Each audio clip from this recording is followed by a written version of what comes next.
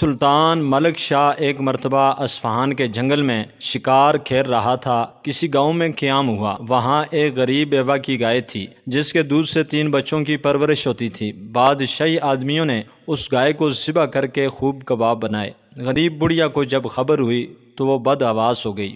بادشاہی آدمیوں کا مقابلہ کون کرے؟ کوئی داد و فریاد سننے کو تیار نہ تھا۔ اس پر لاوارث اور غریب عورت ساری رات اس نے پریشانی میں کاٹی۔ صبح ہی دل میں خیال آیا کہ کوئی نہیں سنتا تو نہ سہی، کیا بادشاہ بھی نہ سنے گا، جس کو خدا نے غریبوں کو ظالموں سے نجات دینے کے لیے اتنی بڑی سلطنت دی ہے۔ بادشاہ تک پہنچنے کی کوشش کی مگر ناکام رہی۔ معلوم ہوا بادشاہ فلاں راستے سے شکار کو نکلے گا۔ چنانچہ اصفہان کی مشہور نہر کے پل پر جا کر کھڑی ہو گئی۔ جب سلطان پل پر آیا تو اس بڑھیا نے ہمت اور جرأت سے کام لے کر کہا، اے الپ ارسلان کے بیٹے، میرا انصاف اس شہر کے پل پر کرے گا یا پل صراط پر؟ جو جگہ پسند ہو انتخاب کر لے۔ بادشاہ کے ہمراہی یہ بے باکی دیکھ کر حیرت زدہ ہو گئے۔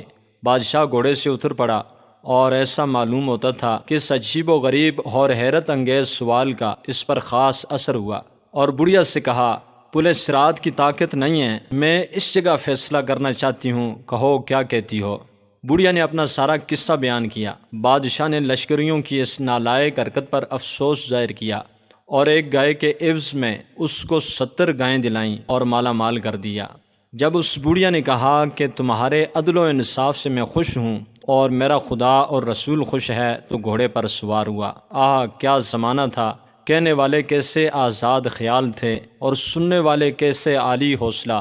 اگر موجودہ تہذیب و شائستگی کے زمانے میں کوئی شخص اس طرح حاکم کی سواری روک لے اور اس سے ایسی آزادانہ گفتگو کرے تو اس شخص کو پاگل خانے بھجوا دیا جائے۔ اس پیغام کو دوسروں تک پہنچائیے تاکہ اللہ کسی کی زندگی کو آپ کے ذریعے بدل دے۔